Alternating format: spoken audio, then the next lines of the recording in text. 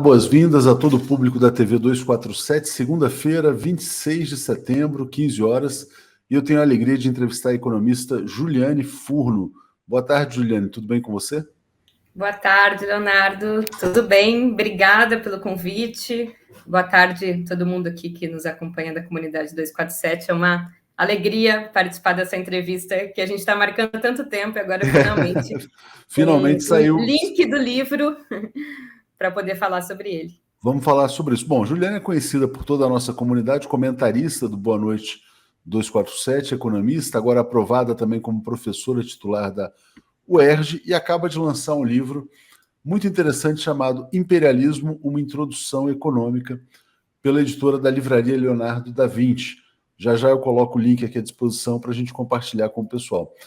Juliana, esse é um tema que me interessa muito e as pessoas falavam um pouco sobre imperialismo, né, até o golpe de Estado contra a ex-presidente Dilma Rousseff. De repente vem a prisão do Lula, golpe na Bolívia, golpes em outras regiões, guerras híbridas, e esse tema do imperialismo está cada vez mais presente. Então eu queria te pedir para conceituar, né, o que é o imperialismo para quem está chegando a esse tema agora, e depois passar um pouco pela abordagem histórica sobre esse assunto. Muito bem. Na introdução do livro, eu já falo um pouco sobre esse percurso de momentos em que o imperialismo foi uma categoria chave para compreender o desenvolvimento do capitalismo e da organização das lutas de resistência, e ele foi passando por momentos em que vigorou com maior e com menor centralidade. Curiosamente, o imperialismo, né, a categoria imperialismo, ela vai perder força justamente no período em que o imperialismo muda de forma e se assenta sob bases, inclusive, mais agressivas sobre a periferia, que é a partir da década de 80. Portanto, depois da ação, ação que os Estados Unidos adotou de aumento da taxa de juros em 79, contribuiu para uma recessão global com impactos muito mais substantivos na periferia capitalista. Ainda na década de 80, início dos anos 90, toda uma reorganização internacional que dirimiu ainda mais as margens de manobra dos países periféricos, portanto, se submeteram, né, de forma mais constrangida, inclusive, ao poder do imperialismo, e foi nesse período em que essa categoria deveria ter galgado maior centralidade que ela foi relativamente abandonada pela própria esquerda e, em grande medida, numa tentativa de substituição da categoria imperialismo por outras formas de organização capitalista, como globalização financeira, globalização produtiva, comercial. E o que eu tento fazer no livro é retomar a categoria imperialismo como uma categoria central para entender o desenvolvimento do capitalismo, as características principais do capitalismo e a forma diferenciada com que atuam países centrais e periféricos, especialmente os Estados Unidos, na manutenção de formas seculares e estanques de desigualdade em termos globais. O imperialismo ele vai voltar a ser uma categoria importante e voltar a entrar na cena justamente pela sua negação.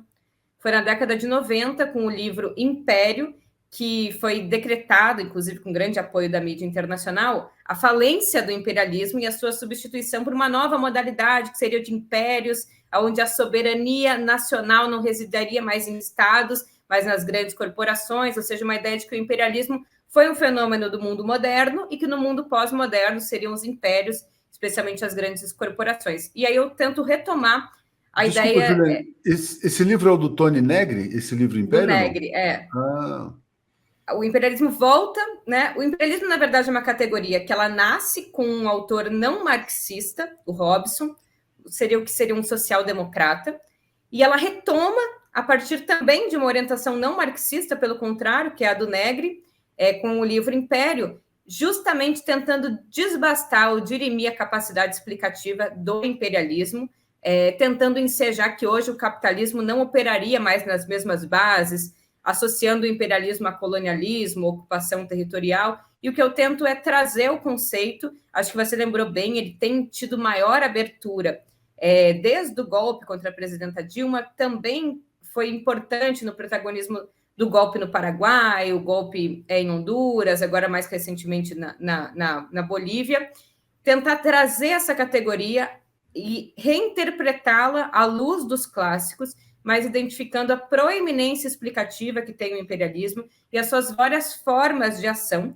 que não precisam mais necessariamente se dar sobre a violência tradicional da acumulação primitiva, com tanques nas ruas e ocupações territoriais, mas que se processem novas bases, ainda que o conteúdo permaneça o mesmo, que é o imperialismo é uma política, não uma fase, ele é a política própria de organização dos estados imperialistas quando o capitalismo adquire um caráter monopolista.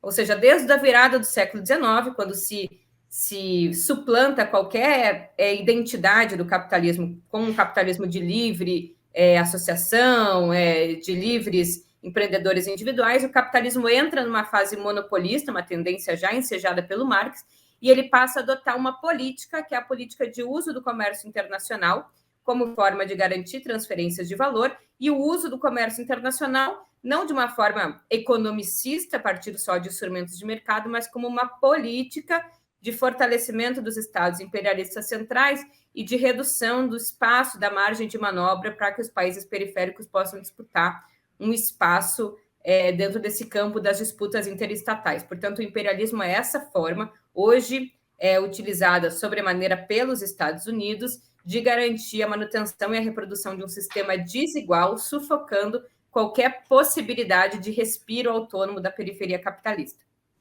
Muito interessante esse seu histórico, e eu quero voltar ainda para o século XIX, mas só para fazer um comentário também, a gente falou, houve mais abertura no Brasil a partir do golpe de Estado contra Dilma, mas hoje, quando a gente olha para as sanções econômicas que a Europa impõe, por exemplo, contra a Rússia, e em prejuízo próprio, né, na verdade, a gente percebe como até os países europeus são submetidos ao imperialismo e perdem a sua capacidade de defender os próprios interesses, que é um tema que eu queria trazer para você mais adiante. Mas voltando para a história, você falou do Marx, o grande pensador sobre o imperialismo seria o Lenin, porque você falou no Boa Noite outro dia que no seu livro você passa também pelos os intelectuais que abordaram a questão. Então eu queria te pedir para falar quais foram os grandes, vamos dizer assim, marcos no estudo do imperialismo. No livro eu começo no Marx, porque eu acho que mesmo que o Marx não tenha vivenciado in loco o desenvolvimento do imperialismo, foi o Marx, está no Marx, todas as categorias fundamentais para entender o imperialismo como um desdobramento histórico, a partir do que o Marx identificava, que eram as leis tendenciais de desenvolvimento do capitalismo e a lei geral da acumulação capitalista. Então, veja, o Marx é tão pioneiro do ponto de vista da análise científica do desenvolvimento do capitalismo, que mesmo escrevendo no século XIX, já identificava que o capitalismo tenderia, né, seria passível de leis tendenciais que aumentariam o poder de concentração e centralização de capital, e que essa concentração e centralização de capital levaria à formação de grandes monopólios e o desenvolvimento da concorrência, não mais da livre concorrência, mas uma concorrência entre poucas grandes empresas vinculadas aos seus estados nacionais.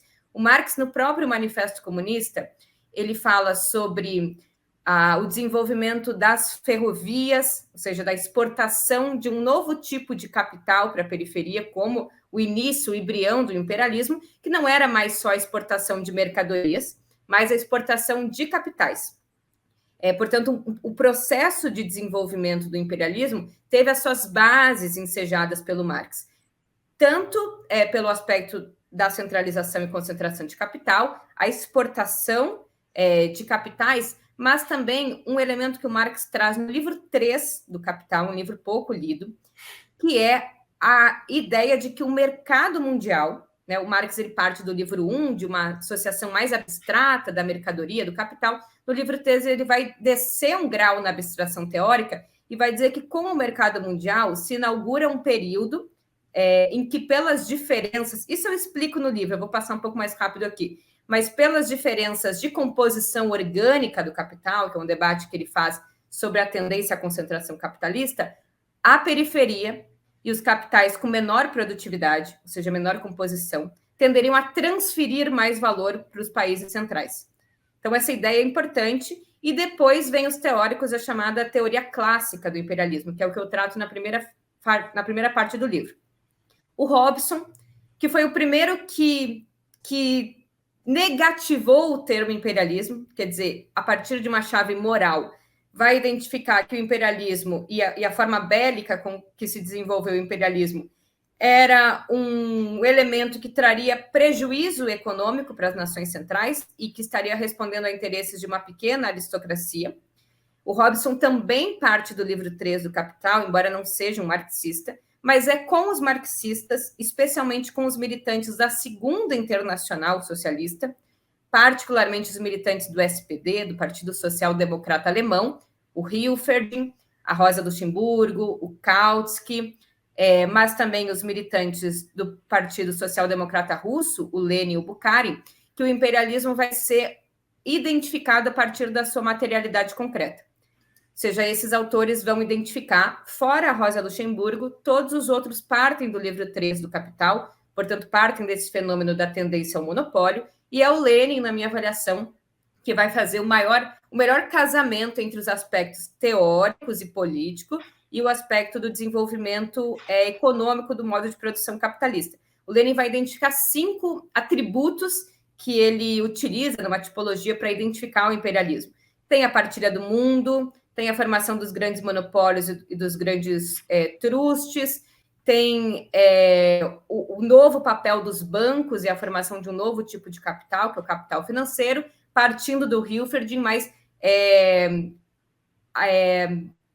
aumentando um pouco o grau de consolidação dessa categoria, e é o Lenin que vai olhar o papel que a periferia capitalista desempenha nesse processo de desenvolvimento desigual e combinado. A Rosa Luxemburgo é quem, de todos eles, tem uma análise um pouco mais distinta, ela parte do livro 2 do Capital, e vai identificar o imperialismo como uma necessidade do capitalismo se expandir para nações não capitalistas, né, como uma forma de realização do valor da produção a partir do uso da força de trabalho, da exportação de mercadorias e capitais para nações não capitalistas, mas entrando numa grande polêmica com Lenin, que, na minha avaliação, é mais preciso no conteúdo. E, por fim, nessa primeira parte também do livro, eu trato um elemento que eu acho que é muito central, que é a controvérsia que se operou dentro da Segunda Internacional Socialista entre a questão nacional e a questão colonial.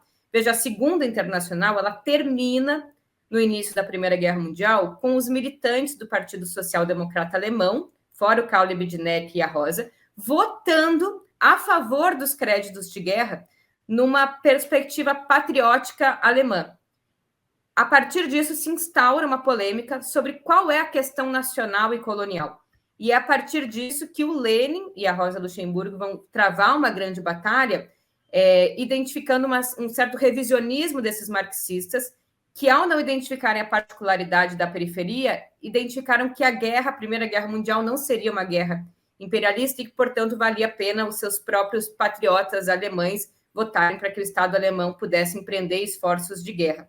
E é a partir dessa questão colonial e nacional que a periferia vai emergir como um locus de produção e de reprodução das bases do imperialismo, e por isso Lenin advoga um elemento que vai comparecer no final do livro, que é a importância da questão nacional, da luta nacionalista, como a forma de articulação da própria luta de classes em países que são dependentes, né, que são submetidos ao imperialismo. Portanto, o Lenin nos ajuda a entender, inclusive, porque as revoluções latino-americanas foram vitoriosas, se assentando sob bases nacionais, democráticas e populares, empenhando as suas bandeiras nacionais. Não como um nacionalismo de características xenofóbicas e dos países centrais, mas o nacionalismo como a forma de resistência e o processamento da luta de classes em países submetidos ao imperialismo. Juliana, eu vou compartilhar o seu livro aqui. As pessoas estão perguntando se ele está disponível na Amazon. Na descrição do vídeo, então, tem o link da pré-venda aqui na Livraria Leonardo da Vinci. Ele vai estar na Amazon também? Já eu te trago algumas questões aqui. Oi, perdão, você perguntou se ele vai estar na Amazon? Ele vai estar disponível na Amazon também? Ele já está disponível na Amazon, mas seria muito legal quem quisesse adquirir que comprasse da livraria, porque as livrarias, inclusive a da Vinci passam por problemas, como todas as livrarias independentes. Então, do ponto de vista da receita do livro, é mais legal, inclusive do ponto de vista do Aliás, a Amazon é um grande monopólio, braço do imperialismo. Também, grande monopólio imperialismo que é a Amazon. Então, se puderem, comprem na Leonardo da Vinci. Não, é importante, eu ia fazer essa observação também. Bom, mas olha só, então alguns comentários aqui, né? Porque é interessante. O Dom Sebastião fala, Juliana é ótima, deveria ter um programa no 247. E o Júlio Beraldi, ele faz uma pergunta que me permite trazer uma questão para você. Ele fala, existe o imperialismo russo, o pan-eslavismo e a China. Por que você fala, quer dizer, que o imperialismo é sobretudo estadunidense? Quando você falava do Lenin, né? E o Lenin escrevia naquele período das guerras, Primeira Guerra Mundial, enfim, que muitos tratavam como guerras interimperialistas, né? O imperialismo inglês contra o imperialismo alemão, enfim, coisas desse tipo. Pode-se dizer que depois da Segunda Guerra Mundial, o imperialismo estadunidense se impõe como modelo dominante, e hoje, quando a gente olha para a Rússia, a China são, vamos dizer assim, imperialismos concorrenciais ou são forças anti-imperialistas? Bom, vou seguir explicando o conteúdo do livro, porque daí eu vou conseguindo responder, né? Nessa primeira parte, eu trago as teorias clássicas do imperialismo, e na segunda parte do livro, justamente as teorias do imperialismo no pós-guerra. Quer dizer, o imperialismo ele também vai passar por um refluxo interpretativo, porque ele foi historicamente muito vinculado às organizações do campo socialista e aos partidos operários. Portanto, os grandes teóricos do imperialismo eram grandes dirigentes das suas organizações políticas, e o imperialismo era uma forma de compreender o desenvolvimento das contradições do capitalismo para atuar sobre ela. Ali na virada dos anos 20, dos anos 30, num esforço bastante eurocêntrico de se distanciar do marxismo soviético, do marxismo oficial, vai se consolidando o que o Perry Anderson, inclusive, chama de marxismo ocidental, que é um marxismo de feições menos econômicas e mais ligados a elementos da superestrutura. Como esse marxismo foi migrando para aspectos da exegese, da teoria, para aspectos filosóficos ligados à superestrutura, o tema do imperialismo ele foi perdendo relevância, e justamente também porque o tema do imperialismo sempre teve muito articulado à luta política. Ou seja, quando o marxismo vai se institucionalizando nas universidades, ele vai perdendo não só a vinculação com a luta do movimento operário, do movimento socialista, mas vai também se descolando dessa categoria analítica. Só no pós-guerra é que o imperialismo volta a comparecer com uma característica importante. Na Europa mesmo, o Paul Baran e o Paul Suisse vão atualizar os dilemas do capitalismo monopolista e vincular o capitalismo, o imperialismo e as crises, mas no terceiro mundo também vão surgir teorias importantes. Vai surgir o Samir Amin, o egípcio que morou na França, Samir Amin, que eu trato no texto, o Rui Mauro Marini no Brasil e a vinculação entre imperialismo e dependência, mas eu também trato nessa parte sobre o Mandel e a dinâmica da equalização ou não equalização da taxa média de lucro e como isso se processa a partir de aspectos econômicos. Então, no pós-guerra, que o imperialismo vai ser, sobretudo, estadunidense, ou seja, são os Estados Unidos que vão ocupar esse espaço de principal potência hegemônica internacional, mesmo depois da concorrência produtiva com o Japão e com a Alemanha, ali nos anos 50, nos anos 60, é os Estados Unidos que vocaliza a defesa do capitalismo em bases monopolistas, imperialistas, rivalizando com as experiências de socialismo real. Então, eu parto da análise de que o imperialismo, hoje, é sobretudo estadunidense, embora ele tenha sócios minoritários, que são a Europa Ocidental e o Japão. Ou seja, são países que têm, do ponto de vista econômico, práticas imperialistas, mas, do ponto de vista político, são subordinados ao imperialismo estadunidense. Tanto é que o próprio desenvolvimento das últimas guerras, especialmente no Oriente Médio, mesmo sendo recusados os apoios por parte das nações da Europa Ocidental, ainda assim os Estados Unidos ocupou com relativa facilidade esse local. China e Rússia não só não são imperialistas na avaliação que eu faço, quanto são profundamente atacadas pelo imperialismo estadunidense, tanto nas guerras de tipo produtivas e comerciais, quanto também nos intentos de caráter ou tentativas mais bélicas. Essa é uma análise muito importante, porque a gente associa imperialismo à conquista territorial. Veja, o imperialismo da virada do século XIX para o século XX foi um imperialismo muito vinculado ao que a gente chamaria de bases de acumulação primitiva e originária de capitais. Territórios, colônias, tal, né? Exato. O capitalismo ainda não estava muito desenvolvido. Então, ele lança mão dessas formas de acumulação originária. Do pós-guerra para cá, e principalmente dos anos 80 para cá, o imperialismo ele vai poder prescindir relativamente dessas formas violentas, embora ele não possa se desfazer completamente, e vai reproduzindo a manutenção da expropriação do excedente através de formas propriamente de livre mercado. Então, são as cadeias globais de valor, é o processo de superexploração da força de trabalho, a arbitragem do valor da força de trabalho. Então, quando a gente associa imperialismo à conquista territorial, como se a forma fosse o conteúdo, é fácil achar que a Rússia é imperialista. Ou a que Rússia está anexando território nessa semana. Exato. Mas o que era a conquista dos territórios, a Crimeia, como ações imperialistas? Isso não é imperialismo. Essa foi uma forma em que o imperialismo atuou durante determinado momento, mas não caracteriza o imperialismo. Aí depois a gente pensa em exportação de capitais. Porque a China exporta capitais. A China exporta grandes empresas. A China concorre no mercado internacional. E o Lenin identificou em determinado momento que a exportação de capitais era uma forma de desenvolvimento imperialista. Veja, não é a exportação de capitais, mas a exportação de capitais vinculados à partilha do mundo. Estão ouvindo? Bom, vou falando aqui para vocês.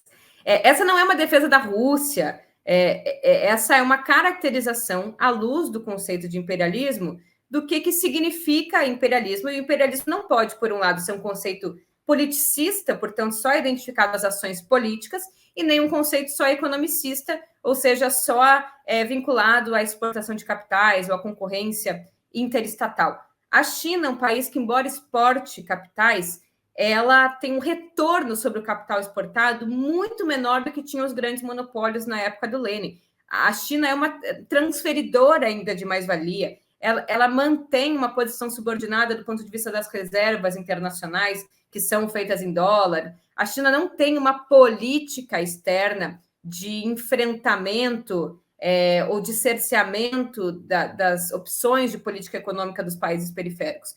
Portanto, nem China nem Rússia são nações imperialistas, embora possam ter relações contraditórias com a periferia. Então, uma análise dialética ajuda a gente a identificar que uma nação pode não ser imperialista, inclusive ter conflitos fundamentais com o imperialismo ainda, ao mesmo tempo que possa ter uma posição de semi-periferia, do ponto de vista internacional, e ter relações contraditórias comerciais, no caso, fundamentalmente com a Ásia e a África.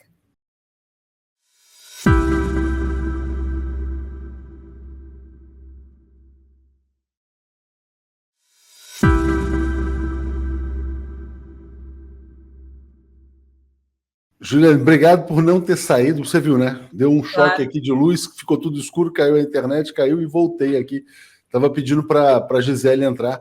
Já voltei, então a Gisele nem vai entrar aqui, mas já estou de volta, né? Queria ler esse comentário do Pedro Cândido. Ele está dizendo: o nosso programa espacial foi brutalmente atacado pelas forças imperialistas, assim como nossa engenharia de petróleo e gás. E é interessante quando você falou de, vamos dizer assim, o imperialismo com seus sócios minoritários. E olhando para a questão do petróleo no Brasil, Juliano, eu tenho a sensação de que os países europeus atuaram como sócios minoritários do golpe de Estado. Eu me lembro, por exemplo, do Pedro Parente, que assumiu a presidência da Petrobras, fazendo trocas de ativos com empresas francesas, espanholas. Quer dizer, houve a abertura do mercado de petróleo no Brasil e cada um pegou um pedacinho, né? Então, embora haja uma centralidade do imperialismo estadunidense, sobra um pouco na mesa para os seus sócios minoritários também. Você estava falando, na verdade eu estava me reconectando, eu não ouvi tudo que você falou. Você dizia, então, que Rússia e China são alvos do imperialismo, é isso? Sobretudo a China, nesse momento. O imperialismo estadunidense, né? na verdade, o exercício da hegemonia no sistema interestatal, ele se dá por controle ideológico, controle cultural, político e ideológico, por controle militar, por controle monetário e por controle produtivo. Então, os Estados Unidos reuniu a capacidade de ter a moeda de curso forçado do comércio internacional, o principal exército do mundo, a grande indústria de consumo, né? A associação do estilo de vida norte-americano com a hegemonia no campo da política, ou seja, a capacidade de ditar, inclusive, ações, comportamentos e política dos países não só periféricos, mas também dos países da Europa Ocidental e do Japão. Hoje, os Estados Unidos perdeu a hegemonia no campo produtivo, portanto, a China é o país que hoje tem mais capacidade no campo da produção. Os Estados Unidos, em alguma medida, têm novos rivais no campo das armas também, e os Estados Unidos têm perdido ou está em ameaça a possibilidade de perder a hegemonia que o dólar ocupa no sistema interestatal. Portanto, o ataque à China, né, o ataque imperialista à China, é o ataque para dissolver qualquer possibilidade de um país ocupar algum desses espaços de exercício da hegemonia no sistema interestatal. A rivalidade entre China e Estados Unidos no campo da disputa interestatal nos interessa, porque ocupa o imperialismo estadunidense com uma grande potência e, ao ocupá-lo demasiadamente com os seus próprios problemas econômicos, militares, monetários e políticos, pode permitir um respiro mais livre dos países periféricos. Inclusive, durante 1930 a 1980, os países latino-americanos, de forma geral, não foi só o Brasil, puderam lançar mão de uma política autônoma, de grandes empresas estatais, da composição no movimento dos não alinhados, justamente porque o período de duas guerras mundiais e da Guerra Fria ocupou demasiadamente o imperialismo com as suas próprias questões internas. Então, hoje, isso nos interessa. Existe uma disputa no sistema interestatal entre uma nação imperialista e uma nação não imperialista, que não tem um elevado retorno sobre as suas exportações de capital, um país que não tem bases militares praticamente na periferia e um país que tem uma política externa de garantia da soberania e autodeterminação dos povos. Portanto, não se trata de uma guerra interimperialista, mas de uma guerra de uma nação imperialista querendo manter o seu controle e de outra nação querendo ocupar um espaço relevante no sistema interestatal. Quando você falou assim, Juliana, que essa disputa entre duas potências, na verdade, uma imperialista e outra não imperialista nos interessa, isso também pode colocar uma possibilidade de que o imperialismo melhore as condições para os países da periferia, né? Isso aconteceu, por exemplo, no passado, vamos voltar ali a golpe militar de 64 no Brasil, quando os Estados Unidos lançaram a Aliança para o Progresso. Você acredita, hoje, nas condições atuais, numa relação mais qualificada entre Brasil e Estados Unidos, ou isso é quimera? Eu acho que teve um momento no imperialismo, na disputa pela hegemonia imperialista, nos anos 50, que o imperialismo ele tinha um projeto para a periferia, que, embora fosse um projeto de aprofundamento da dependência, tinha como contrapartida o desenvolvimento econômico. O Samir Amin fala disso como um imperialismo de compensação. Inclusive, isso levou o Fernando Henrique Cardoso a dizer que era possível chegar ao desenvolvimento econômico aprofundando a dependência. Porque o Fernando Henrique a partir das migalhas, né? Iam cair algumas migalhas da mesa, mais ou menos. A partir das migalhas, porque ele identificou, olha, o imperialismo agora ele está interessado na periferia capitalista. Então, vamos aproveitar isso, vamos nos submeter ao máximo do ponto de vista econômico, político-econômico, e galgar algumas migalhas para melhorar a nossa indústria, né, o nosso setor competitivo, e aí, a partir disso, a gente ter condições de ser um país desenvolvido. Acontece que o imperialismo não estava preocupado em industrializar a periferia. Esse foi o efeito colateral. Ele estava preocupado em sair fortalecido da grande disputa, da grande concorrência intercapitalista que acontece logo após o Plano Marshall. Os Estados Unidos fazem o Plano Marshall para conter o avanço soviético dos partidos comunistas, que foram essenciais na derrota nazista na Segunda Guerra, financia a reconstrução da grande empresa alemã e japonesa, que em menos de 10 anos passa a competir em igual qualidade com a grande empresa norte-americana. para se ver vitorioso na concorrência intercapitalista, tanto a grande empresa alemã, quanto japonesa, quanto americana, tem que exportar os seus capitais. Então, eles trazem as indústrias, as filiais das indústrias automobilísticas para o Brasil, não porque eles estão preocupados em industrializar o Brasil, mas porque eles precisam manterem-se vivos na concorrência intercapitalista, e isso depende da capacidade de realização da mercadoria fora do seu território interno propriamente dito. Inclusive, para acelerar a rotação do capital, precisa exportar capitais e máquinas obsoletas. A contrapartida foi que isso nos industrializou, embora aprofundando a dependência. É um elemento mais contraditório. E com indústrias de segunda linha também, né? Com indústrias de segunda linha defasadas. Isso, a maquinário obsoleto vinha para cá, isso acelerava a rotação do capital, tinha que desenvolver novos equipamentos, e isso fortalecia toda a indústria acessória e de bens de capital. Atualmente, o imperialismo não precisa mais exportar capitais para a periferia.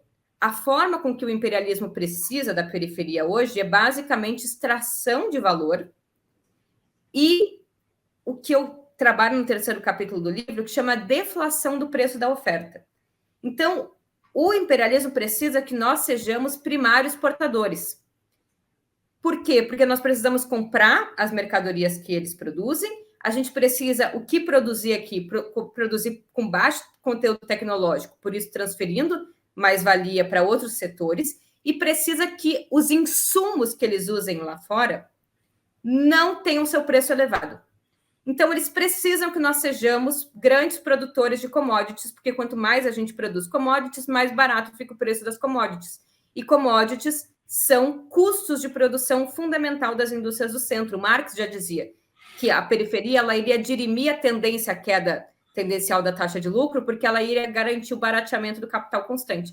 Então, não há nessa quadra histórica possibilidade de associação minoritária com o imperialismo na busca de ganhar vantagens comerciais. Talvez tenha existido nos anos 50, porque, bem ou mal, houve aqui um processo de industrialização que, se fosse utilizado pelas forças progressistas e nacionalistas, hoje teria galgado a possibilidade do Brasil ocupar um espaço muito mais estratégico. Mas hoje o imperialismo está preocupado na manutenção de uma grande área de produção e exportação de insumos, produção e exportação de força de trabalho barata e produção e exportação de commodities, principalmente de minerais, de recursos naturais, que vão ser parte fundamental daquilo que não pode aumentar de preço.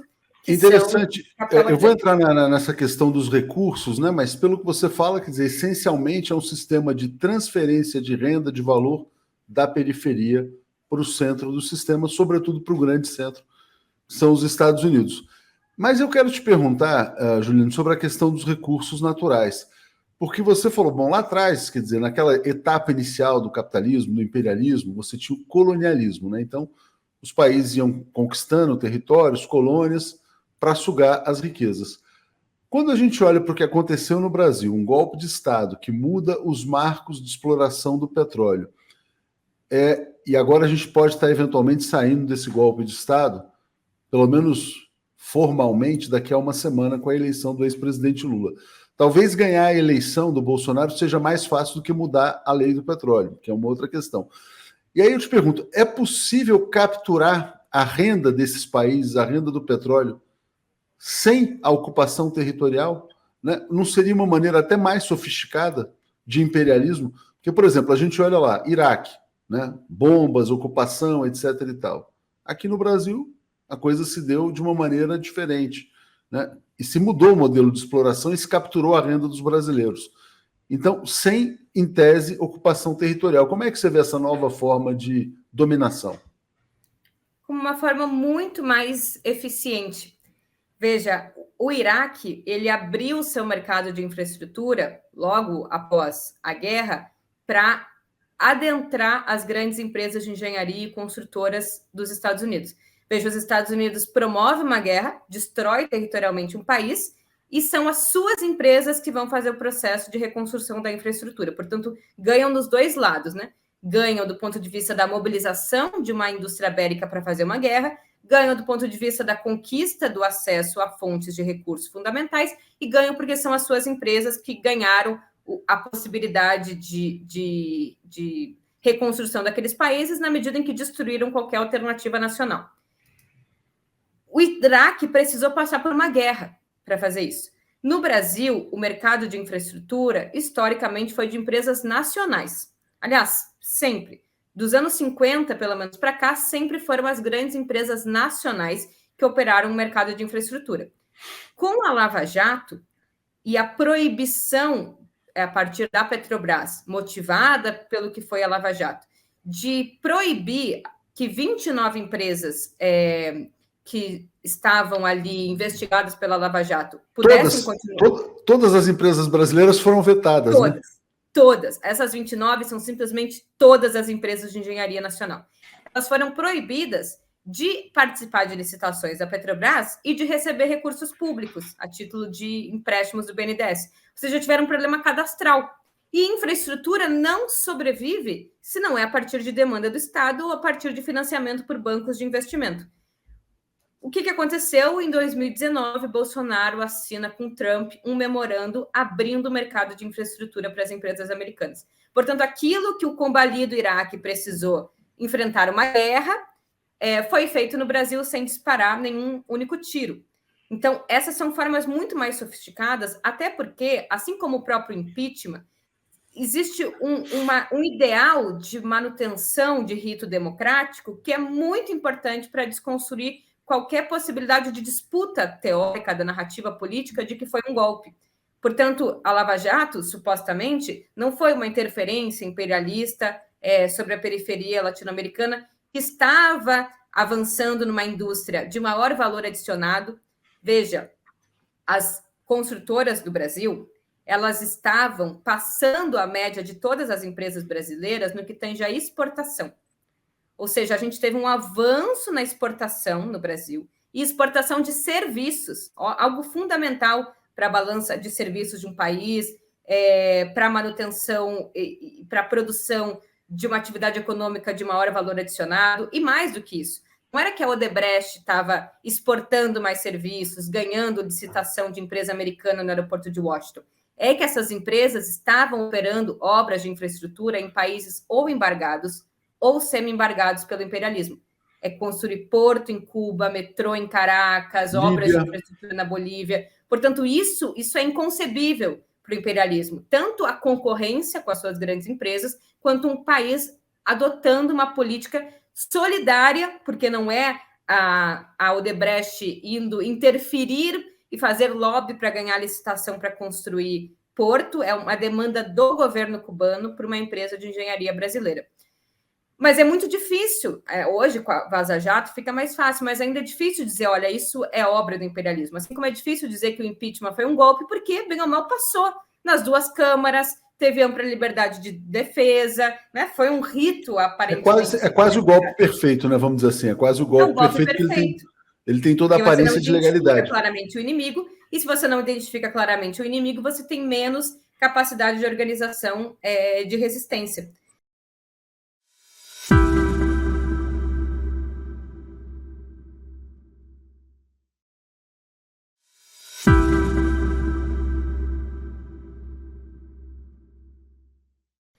Agora, Juliane, outro dia eu estava trocando mensagens com o Guilherme Estrela, né? E ele falou uma coisa que me pareceu muito perspicaz, né? Quando ele falava o seguinte, quer dizer, que o imperialismo ou os imperialismos tradicionalmente olharam para o Brasil com duas perspectivas. De um lado, a questão dos recursos, que é o que a gente viu, por exemplo, a Lava Jato foi uma maneira de sugar a renda e os recursos brasileiros e destruir empresas nacionais.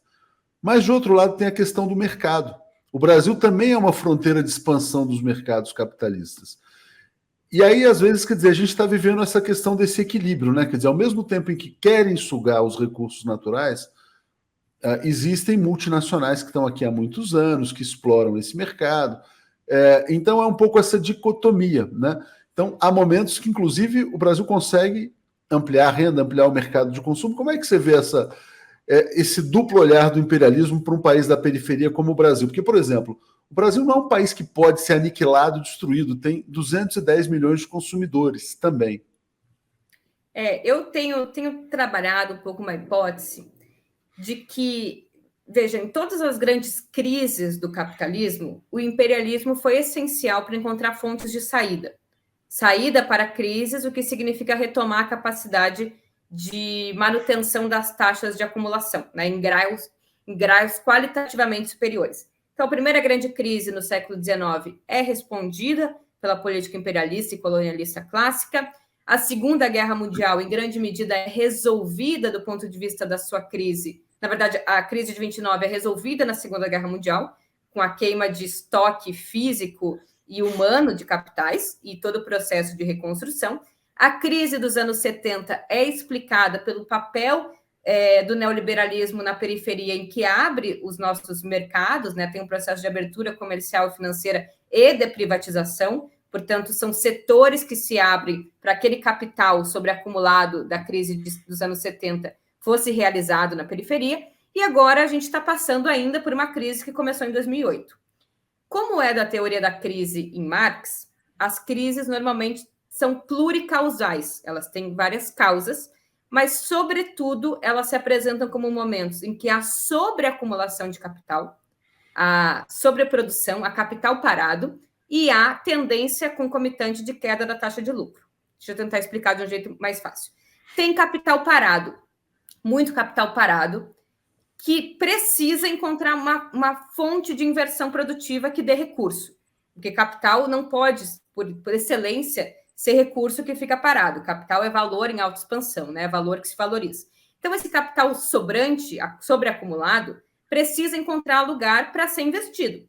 Só que se há uma tendência de queda da taxa de lucro, que é o que se verifica na Europa, nos Estados Unidos, em função da elevada concorrência, não vale a pena aplicar esse capital nestes setores. Mas o capital precisa ser aplicado. E mesmo o capital financeiro, é um engano achar que o capital financeiro é descolado da produção real de mercadorias. Ele pode se descolar relativamente, mas nunca de forma completa, porque o capital financeiro são títulos recebíveis de produção objetiva, real, né? Produção real. Ou supostamente real, né? Até que as bolhas estouram, mas enfim. Até que as bolhas, mas mesmo assim as bolhas precisam estar no primeiro momento vinculadas à produção de ativos físicos. Então, aonde que o imperialismo encontrou possibilidade de inverter esse capital sobrante e, ao mesmo tempo, ter uma taxa de lucro extraordinária? Investindo esse capital em setores que não estão ainda completamente inseridos na concorrência intercapitalista. Veja, eles têm que investir o capital, mas eles não podem investir nos setores tradicionais porque o retorno é baixo. Então, eles têm que investir num setor que ainda não está completamente na lógica do mercado. Portanto, quem entrar nesse setor, de forma pioneira, vai ter taxa de lucro extraordinária. O que não está na órbita do mercado? Seguridade social, saúde básica, educação básica. Então, veja, o Brasil ele se articula não só do ponto de vista da infraestrutura, da Lava Jato, mas também da lógica de ascensão de uma nova fração burguesa no poder, que é essa fração burguesa fiscalista, que emerge com o governo Temer e se consolida no governo Bolsonaro. O que essa burguesia ajuda a gente a entender como está funcionando o imperialismo? Essa burguesia, ao aprovar e ao rezar todo dia em favor do teto de gastos, ela contribui para sufocar o financiamento, asfixiar o financiamento dos serviços públicos fundamentais. Quanto menos há financiamento nesses serviços, mais facilmente eles são capturados pela esfera privada. Não, veja, isso hoje é um ponto fundamental. Se você olhar a agenda do golpe de Estado, a gente pega, por exemplo, uma das coisas centrais do Mandetta, logo que vira ministro do Bolsonaro, era planos de saúde populares, né? Quer dizer, então era empurrar toda a cidadania brasileira para um sistema privado de saúde precário, né? E se a gente olha os novos bilionários brasileiros, é muito interessante, quer dizer, nomes que eram desconhecidos, muitos vêm do setor de saúde, que foi uma fronteira que encontraram aqui no Brasil. A Leila Torres dizendo: olá, Lu Juliane, consegui adquirir seu livro na pré-venda, abraços, rumo a 1 milhão junto com Lula 13 no primeiro turno, com 57% dos votos. Falta pouco, né? Mas eu queria te perguntar, Juliane, agora voltando para a questão da Europa, né? Eu nunca imaginei que fosse ver um país como a Alemanha, né, não ter soberania para decidir, soberania e autonomia para comprar sua energia, né? E ela ser submetida de uma maneira quase que humilhante ao imperialismo. E às vezes eu até olho assim e falo, bom, pelo menos há um consolo, né? Se até os alemães são vítimas, né? Então o que está acontecendo com o Brasil não é tão humilhante assim. Você acha que esse sistema é sustentável? Você não acha que isso vai terminar em grandes rebeliões, revoltas? Quando a gente olha para a ascensão da extrema-direita na Itália, que aconteceu ontem, será que a população vai se submeter? Porque tem manifestações já acontecendo na Europa contra a OTAN, enfim, o mundo está numa pré-guerra também. É sustentável o imperialismo, vamos dizer assim, nesse estágio atual? Sem oferecer contrapartida, simplesmente engolindo os outros países? Eu acho que quando ele impacta os seus sócios minoritários, ele cria situações paradoxais em que coloca em risco a própria possibilidade de dominação. Então, veja, enquanto o imperialismo ocupa e destrói os países do Oriente Médio, enquanto o imperialismo patrocina golpes de Estado na América do Sul, enquanto o imperialismo atua de forma a avançar na superexploração na África, tudo bem, aí não tem nenhum problema. Quando o imperialismo avança para a desestabilização política e, sobretudo, econômica dos países da Europa Ocidental e do Japão, ele vai encontrar barreiras mais fortemente erguidas.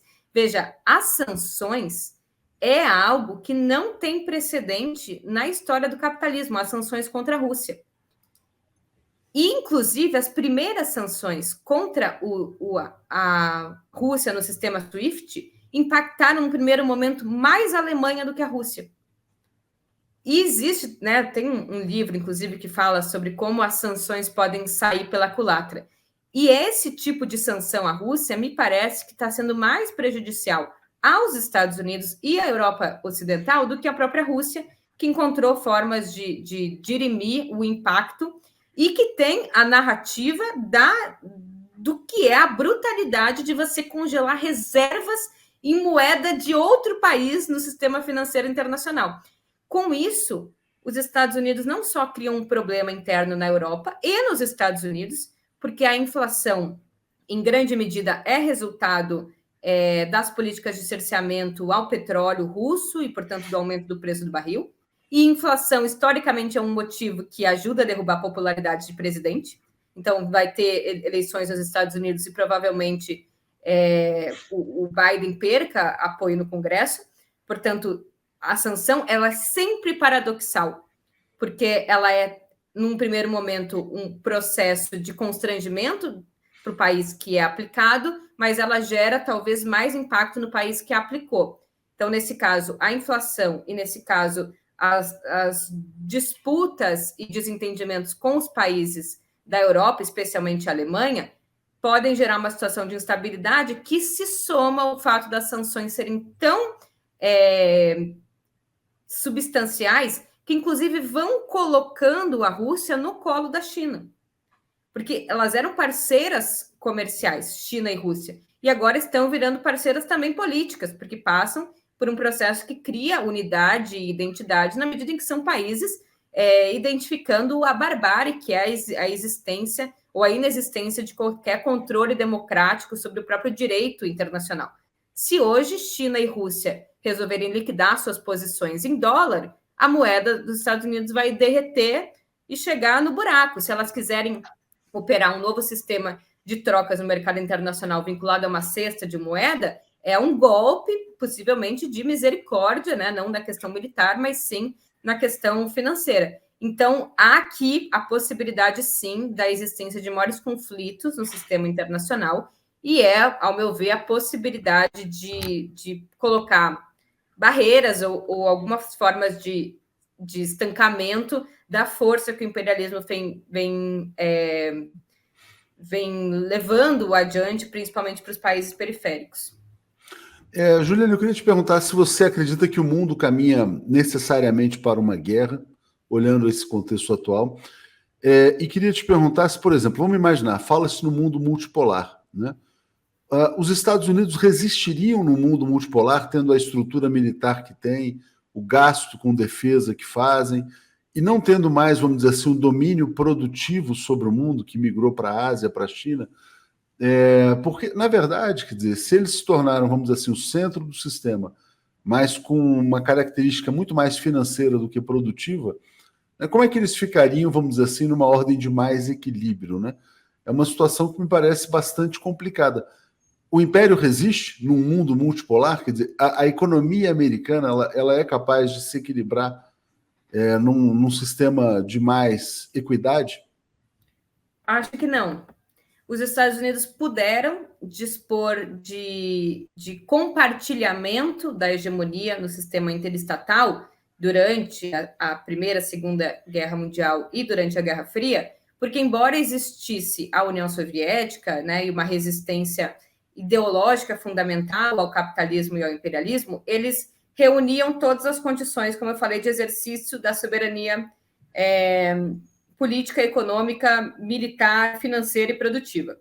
Nesse momento, o sistema multipolar, ele necessariamente vai ser um sistema em que os Estados Unidos vão ter a sua hegemonia compartilhada. E levando em consideração que eles não têm mais o sistema produtivo do mundo e que podem estar em risco de ver o dólar não sendo mais a moeda de referência no mercado internacional, eles deixam de ocupar esse papel fundamental, portanto, deixa de existir, pelo menos do ponto de vista das condições econômicas, a possibilidade dessa forma em conteste de atuação imperialista. Agora, o imperialismo estadunidense não só se finca em aspectos militares, em aspectos monetários e produtivos, mas no aspecto político.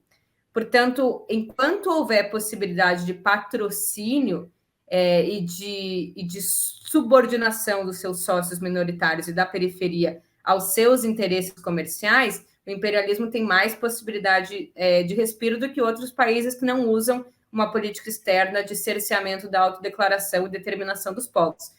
Então, eu acho que vai haver grandes mudanças, o imperialismo deve perder força, mas o imperialismo precisa ser golpeado no aspecto político. Portanto, a eleição do Lula, a eleição de outras lideranças, que são lideranças com compromisso nacionalista, tem possibilidade de ser um golpe de misericórdia no já enfraquecido imperialismo norte-americano.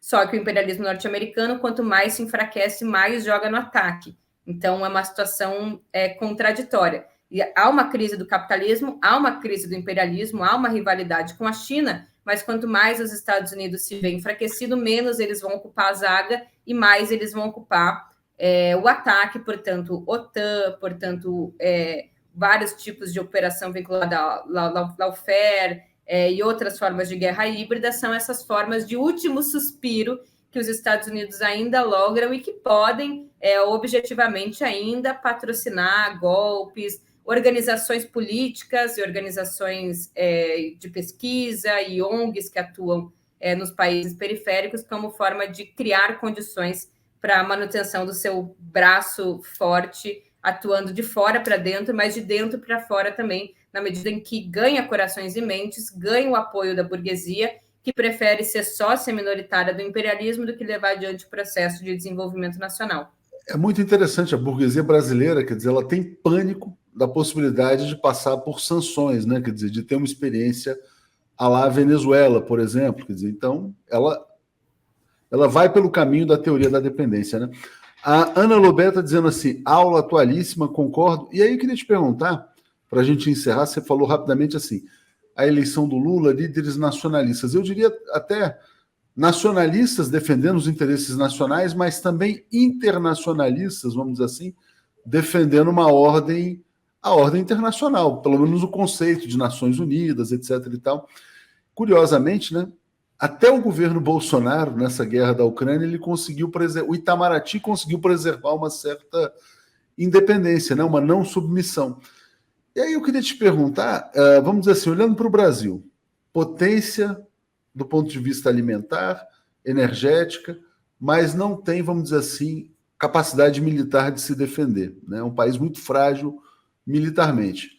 Mas tem uma certa liderança, tem um grande território, tem uma simpatia do mundo que será muito maior com o Lula presidente.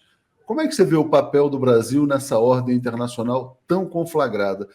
E imagino até que o mundo inteiro hoje, o mundo inteiro que está submetido ao imperialismo, sobretudo os países europeus, devem estar torcendo muito pela vitória do Lula. Qual que é o papel do Brasil, Juliane? É um papel central.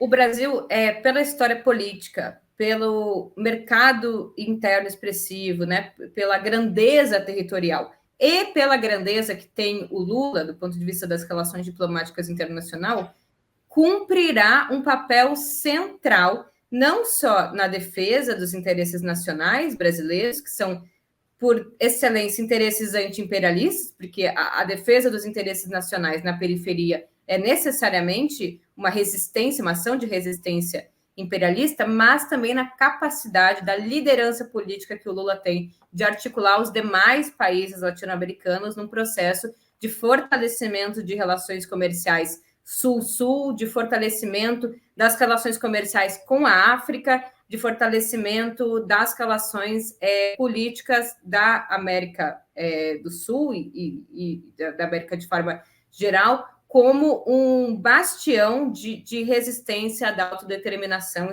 e soberania nacional dos países periféricos. Então, a eleição do Lula não diz só respeito ao Brasil, mas ela é central no processo de enfrentamento do papel que o imperialismo deve redobrar no próximo período, que é esse papel de agora voltar os seus canhões para a América Latina para justamente garantir o controle do excedente, sobretudo das divisas, do petróleo e de outros recursos minerais da nossa região. Então, é muito importante. Está circulando um manifesto anti-imperialista assinado por diversos intelectuais, Atílio Boron, um monte de gente, diversos intelectuais não brasileiros, sobre a importância estratégica do Lula eleito, sobretudo em primeiro turno, para garantir que esse país seja um bastião de resistência anti-imperialista, mesmo que o anti-imperialismo seja pela defesa da soberania nacional e econômica da região, e que não uma forma de enfrentamento político, que é talvez o que me parece que o Lula, né, pela sua própria tradição, não deve exercitar, mas o fortalecimento de relações solidárias de comércio internacional da periferia e a forma como a política externa do Lula, inclusive de denúncia e de recusa às intervenções no Irã, no Iraque, são muito fundamentais pelo peso do Brasil na América Latina e no mundo. A Vera Bocaiúva está dizendo, Juliane, na verdade, para a equipe econômica do presidente Lula. E queria só a última questão, então, quando a despeito dessa sua colocação, por que os Estados Unidos aparentemente estão tolerando a provável vitória do Lula no próximo domingo? Não foi possível impedir? Seria isso? Eu acho que é muito difícil impedir. Veja, os Estados Unidos, ele atuou no patrocínio de vários golpes a partir, sobretudo, da criação ou da utilização de condições internas.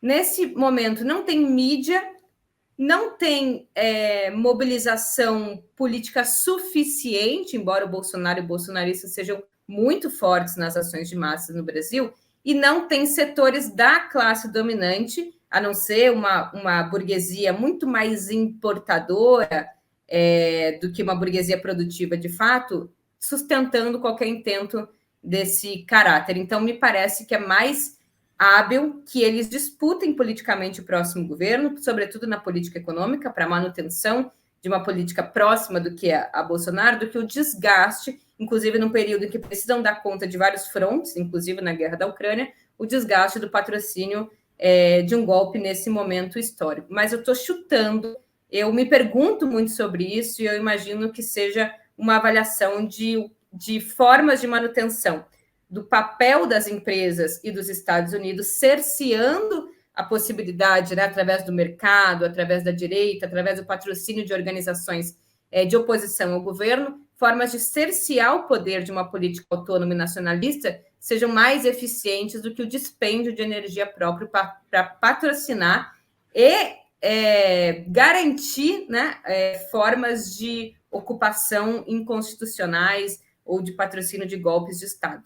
Ou seja, um período aí emocionante pela frente. Juliane, obrigado pela entrevista, parabéns pelo livro, o link está na descrição do vídeo. Vamos comprar e vamos prestigiar aqui a nossa comentarista econômica, Juliane Funo. Obrigado, parabéns mais uma vez. Muito obrigada, Léo. Obrigada a todo mundo. E quando tiver eventos presenciais, quero contar com a presença de vocês também. Faremos isso. Obrigado. Tchau.